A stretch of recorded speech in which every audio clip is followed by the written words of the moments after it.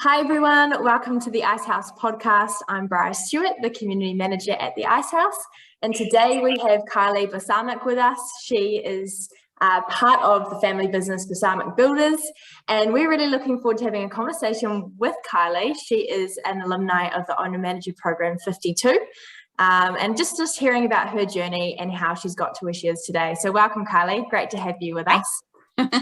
Hi. Looking forward to it. I like to start the conversations with some quick fire. So First things first, what is your coffee order? Trim chai. Oh, nice. What are you listening or reading to right now? I've just finished Small Giants and cracked into Story Brand. Oh, is that non-fiction or fiction? Yeah, non-fiction. I don't do a lot of fiction actually, but the business books, that's where it's at for me right now. Yeah, love it, love it. That's great. First place you'll travel when the borders open properly? Somewhere tropical and warm and beachy. Yay, love it, love it. Sounds like a plan. What was the first career that you dreamed of having as a kid?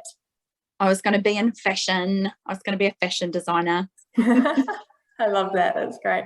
When are you most relaxed? When I'm on the beach. Yeah, love it. Nice. Well, that was a good introduction to the podcast. And now I'm going to ask a very open question, but I love hearing how people introduce themselves. And that is, who is Kylie? I thought about this one probably a little bit too hard. Probably one of the big defining things about me is that I grew up on the farm. So while my first career of choice as a child might have been to be in fashion, I was actually the world's biggest tomboy. And from there, growing up, it kind of turned it into, well, actually, I do like dresses and I do want to dress pretty, but damn straight, if I'm going to dress pretty, I've still got to be able to do everything that I could do in pants. So it's not uncommon for me to be out there carting things around. I used to be in traffic management, so it was nothing for me to be moving cones in my silk dress. That's so awesome. It's no problem for me. But yeah, apart from fashion, I'm a little bit bogan as well, so bit of a metalhead. Really like the smell of burning rubber. I'd prefer a monster truck to a fast car, and apart from that, you can find me in the kitchen. Love to bake. What an answer. Seriously, that was phenomenal. That was a really great answer to who is Kylie. I like that. Yeah. Awesome. I feel like I know you so much better already. Would love to dive into this question. What does your career journey look like? And then tell us about your business and how it all came about. Sure. So I actually started in the education sector. So I was a high school teacher. And what got me through university was my career in retail sales. And when I moved to the States, I couldn't teach in my same teaching subjects. So I went back to what I knew, got back into retail sales, and then started working in the business management side of things while I was over there. I moved home about 15 years ago and carried on in the business scene. I haven't returned to education, and jumped on board with Nick, my husband's business, about 6 years ago to really drive that forward. So it's been a bit of a journey. You know, I think I still use my teaching skills every day, but it's just in a very different format than a classroom. That's great. What's your role within the business, and what does your day-to-day look like? Day-to-day, I generally actually see the overall running of the business, make sure that the big picture stuff's ticked off the list.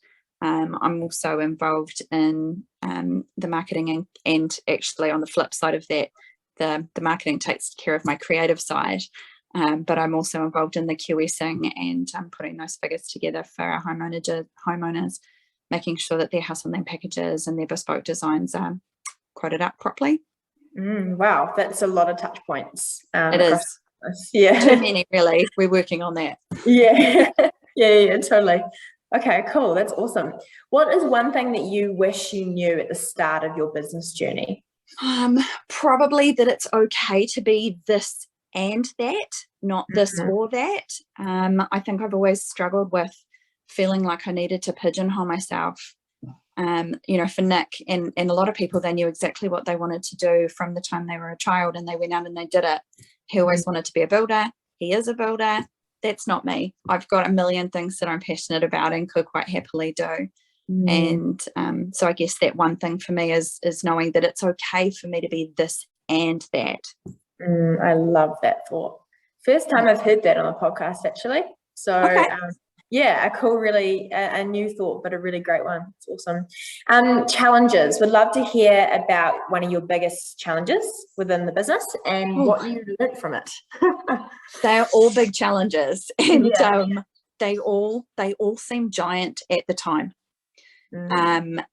And probably the thing that you take away from it the most is that after the fact, you look back and go, in the moment, it felt really life altering, but more often than not, you wake up the next day or a week later and the world's still turning, and you're still getting up.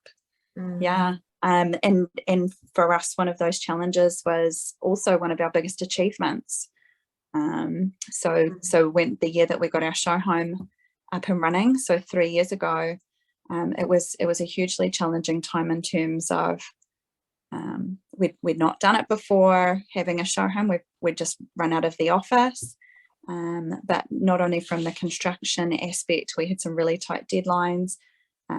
As happens in our industry, there's always hiccups with this and that. And one of the hiccups for us was our backer for the show home kind of fell flat partway through. So we had to try and figure out how to make that happen on the fly. And it's ended up being probably one of our biggest successes as a company. It's a beautiful home, and we're really proud to display our work here. Wow, yeah, good on you. That's great. Yeah. What motivates you, Kylie, to get up in the morning? And do you have any morning routines that you have in place? Yes, I do. Yeah, tell us. So usually the brain starts going long before I actually get out of bed. And it's usually the brain that is the one going, all right, it's time to get up. And once I do get up, I've actually got an alarm set on my phone that tings a daily motivational quote.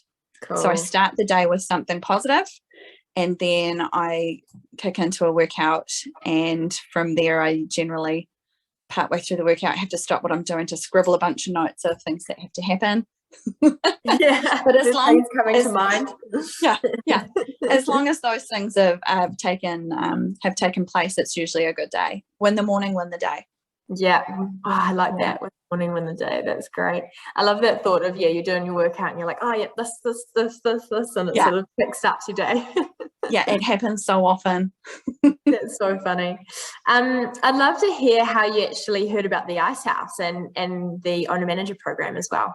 When I moved home from the States, I was attending a workshop that our accountant had put on, and Icehouse was giving some kind of promotional, 5-minute slot as part of that seminar. Cool. And at the time I was working for a civil construction firm, and thought actually that'd be really amazing. Sounds great. It's not for me at this point in time. And once Nick and I started working together and my role within the business started changing, it became quite clear that it was getting to be that time for me to do the course. Awesome. That's great to hear. And anything that you've implemented post the program? Every day it's probably something new. Yeah. Let's hear it. Maybe something for the business, something for yourself, your lifestyle. I think every day for us, one of the big things that we do is we have our morning catch up, and we always try and implement something positive, and then the things that we want to achieve for the day, so that we can hold each other accountable to that. Great. So those morning stand-ups. And then for myself personally, it's actually just been about getting back into reading. I'm not big into reading. So I've had Audible on in the car when I'm driving around, and in the space of not very long, I've actually poured through so many books that way. And if I'm listening to them and I like them, I'll actually order them so that I can go through and highlight furiously and take notes. Great. Yeah, I love it. that's so cool. Great way to do it, eh? You can, pop in the headphones or while you're driving to appointments, listening and learning, like you said, through those non-fiction business books. So big fan. That's cool. Any advice that you would like to give to a business owner right now? Something that's stuck with you in the past? I think probably the big thing, which for me has been hugely important, so I'm sure it's this way for others, is make sure that you've got a really strong tribe. And if you don't currently have that tribe, actively seek them out. And by that, not just your family, but look for other people that are business owners through either the Icehouse programs, through what other business networks you might be involved in, whether you've got a coach or a mentor. Build your tribe around you, because when you've got those tough days or you need a sounding board for all of the crazy ideas that come through your head at all times of day or night, they're your people that help to keep you grounded, and then also help to give you the wings and the confidence to take off with those ideas. That's so great. Yeah, people that have your back, that want to see you win. Who's your crew? That's awesome. Yeah. Who, and this flows nicely to the next question. Who has been one person that's been influential in your business journey? I kind of struggled with this one because I couldn't pinpoint it to any one person for me. There have been a lot of times and seasons, and probably most recently, the big ones have been Chris and Deb from the Owner Manager Programme. Those morning walks, if you're doing the Owner Manager Programme, you'll know about those morning walks. And if you took the opportunity to go for a walk, they are well worth it. That's the classroom outside of the classroom. That's where the magic happens. Yeah, so true. People are like, oh, the time, it's early. Oh, it's so worth it from what I've heard. Yeah, absolutely. Yeah. We love that part. Yeah, that's so cool. Nice. What excites you about the future of your business and where that's heading? I think probably the big one for us is actually just that our industry is undergoing some really big challenges right now. So I'm really excited to see what comes out of the ashes, I guess. As an industry, I don't think we've seen this many changes probably since the recession. Wow. And I wasn't in the company or in this industry at that point. So I'm actually really excited to see what comes out of it. Like I mentioned earlier, every time we've got a challenge that comes our way, or a deal falls over, or we're working with a client that can no longer, for whatever reason, build their house with us, something better is always on the horizon. And more often than not, those clients come back to us when things are different for them. So I'm really excited to see that come to play. I'm really excited to see how we can meet these challenges and become a better phoenix from it. That's so cool. And like I said before too, the optimism just shines through with our business owners in this time. And same here with what you guys are going through, and how you're just excited to see how the challenge will bring opportunity to you and the business. So it is exciting days ahead in that sense. The next book. That's the next book. The opportunity, or the challenge is the opportunity. I think that's what it's called. Yeah. Oh, actually, like you're about to. The obstacle is, it's either called The Obstacle is the Way, or The Obstacle is the Opportunity. Yeah. So cool. Yeah, I feel like the next book. Yeah, love that. Tell us how it goes. For sure. But no, I think, you're so right. And it's a conversation that I'm sure many would be able to relate to as business owners or aspiring to be at your guys' level. And so thank you so much, Kylie, for sharing a little bit about your guys' story and experience with the Icehouse. And it's so great to have you part of the community. Yeah, thank you.